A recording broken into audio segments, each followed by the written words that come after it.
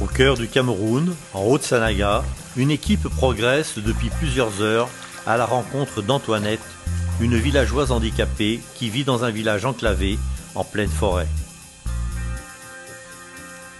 C'est en 2015, lors d'une réunion, qu'un cinéaste propose à Pascal de faire un documentaire sur le thème du handicap. Un rendez-vous entre Pascal, victime en France d'un grave accident de moto et depuis handicapé, et Antoinette, handicapée après avoir contracté la poliomyélite dans un tout petit village perdu d'une dizaine d'habitants au centre du Cameroun.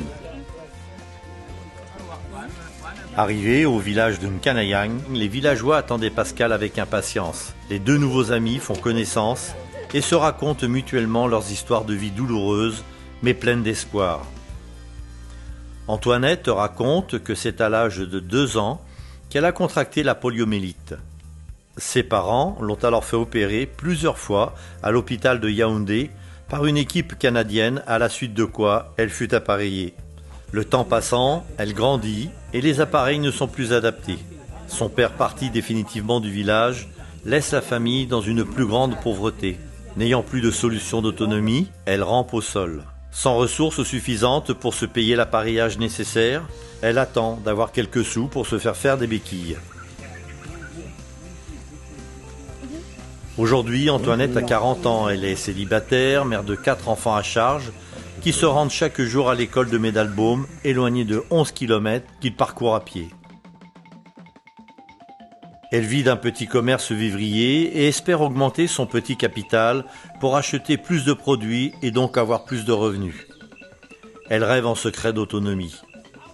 Lorsqu'elle a réussi à stocker un peu de marchandises, elle supplie les villageois de l'emmener vers la route la plus proche, au travers des marécages, pour prendre une moto-taxi qui l'emmènera vers le quart de brousse pour enfin se poser au marché et vendre à la sauvette.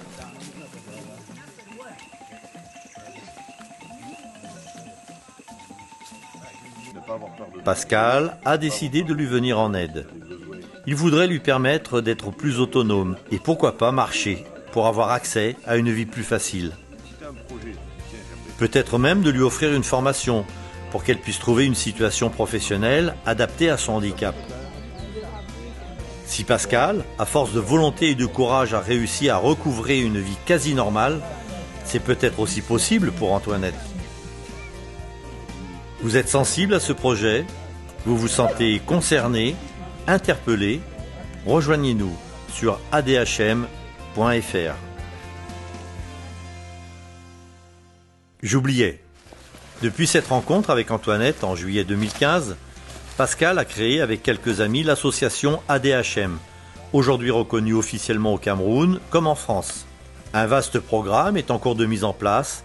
Il concerne 12 villages dans les domaines de la santé, de l'éducation, de l'agriculture et de l'entrepreneuriat. L'objectif est de mettre en place des solutions pour permettre les échanges et donc l'économie locale.